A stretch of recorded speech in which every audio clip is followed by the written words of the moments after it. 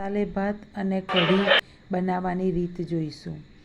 મસાલે ભાત બનાવવા માટે આપણે 2 ડુંગળી લઈ લીધી છે. તેને આપણે આ રીતે સ્લાઇસમાં કાપી લેવાની છે. ડુંગળીની સાથે સાથે મેં 5-6 કળી લસણ પણ લીધા છે અને તેને પણ આપણે આ રીતે ઝીણા ઝીણા સમારી લેવાના છે. ડુંગળી લસણ વ્યવસ્થિત સમારી લીધા બાદ આપણે એક કુકરમાં ગેસ ચાલુ કરીને મૂકી દઈશું.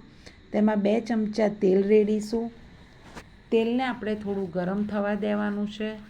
તેલ ગરમ થશે એટલે આપણે તેમાં 1 તજનો ટુકડો લઈ લઈશું, 3-4 લવિંગ, 3-4 મરી, 1 ચમચી જીરું તેમાં એડ કરી દઈશું. જીરુંને આપણે ચટકવા દેવાનું છે. જીરું વ્યવસ્થિત સંતળાઈ જાય ત્યારબાદ આપણે તેમાં સમારેલી ડુંગળી એડ કરી દેવાની છે. ડુંગળી એડ કર્યા બાદ તેને આપણે વ્યવસ્થિત સાંતળવાની છે. ડુંગળીને આપણે ધીમા ગેસ ઉપર સાંતળવા દઈશું અને ટ્રાન્સપરન્ટ થાય ત્યાં સુધી આપણે આ ડુંગળીને સાંતળવાની છે. ડુંગળી થોડી સંતળાઈ જાય એટલે તેમાં આપણે સમારેલું લસણ પણ એડ કરી દઈશું. તમે જોઈ શકો છો કે ડુંગળી અડધી ટ્રાન્સપરન્ટ થઈ ગઈ છે. તેમાં આપણે લસણ પણ એડ કરી દીધું છે. હવે તેમાં આપણે આપણા બેઝિક મસાલા એડ કરવાના છે. સૌપ્રથમ તો આપણે સાંતળાયેલી ડુંગળીમાં સ્વાદ પ્રમાણે મીઠું ઉમેરી દઈશું. ત્યારબાદ તેમાં આપણે અડધી ચમચી હળદર પાવડર ઉમેરીશું. હળદર પાવડર પછી આપણે તેમાં લાલ મરચું એડ કરી દઈએ છીએ, ધાણા જીરું પાવડર એડ કરી દઈશું. હવે આપણે આ મસાલા સાથેની ડુંગળીને સાંતળવા દેવાની છે. તમે જોઈ શકો છો એમાં કલર પણ સરસ આવી રહ્યો છે અને આપણે એને મધ્યમથી ધીમા ગેસ ઉપર ધીરે ધીરે સાંતળવાનું છે. 2-3 મિનિટ સુધી આપણે આપણા ડુંગળીને આ રીતે સાંતળી લેવાની છે. તમે જોઈ શકો છો ડુંગળી કેવી સરસ સંતળાઈ ગઈ છે.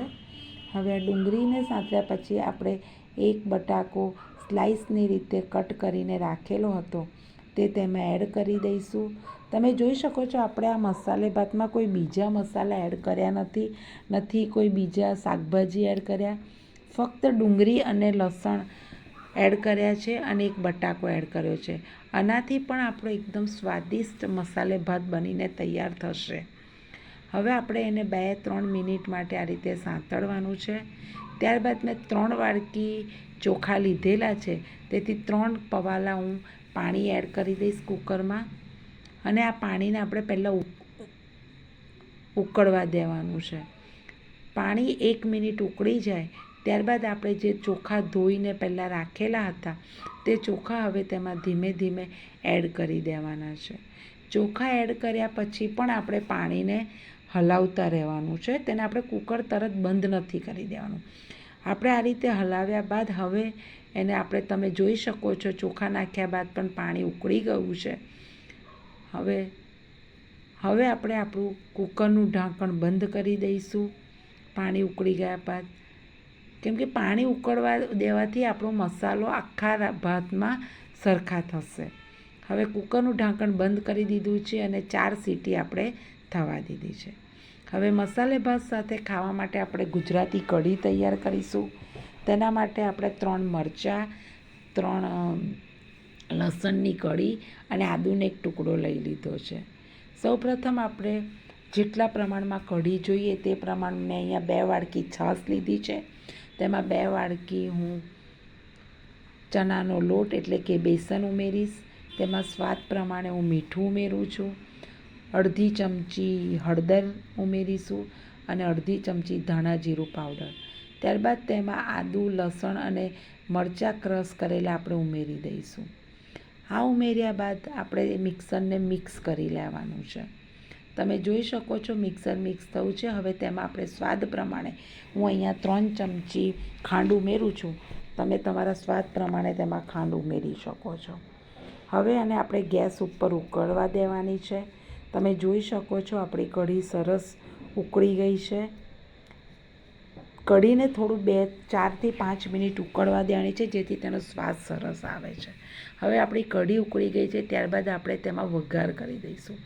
વઘાર માટે સૌપ્રથમ આપણે ગેસ ઉપર વઘારિયું મૂકી તેમાં 3 લાલ મરચાં, 2-3 લવિંગ, ત્યારબાદ બેઝિક જીરું, રાઈ આપણે એમાં ઉમેરી દઈશું, કરી પત્તા, હિંગ ઉમેરી દઈશું અને હવે આપણો વઘાર કઢીમાં આપણે ઉમેરી દઈશું.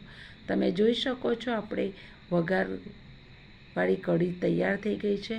હવે તેમાં આપણે 1 ચમચી ઘી ઉમેરી દઈશું, જેથી કઢીનો સ્વાદ બહુ સરસ આવે છે અને છેલ્લે આપણે સમારેલા ધાણા ઉમેરી દઈશું.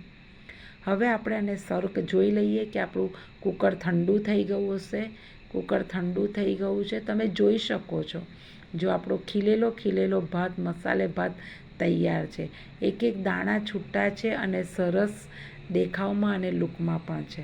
તો આવો આપણે મસાલે ભાત, કઢી અને પાપડની મોજ માણીએ.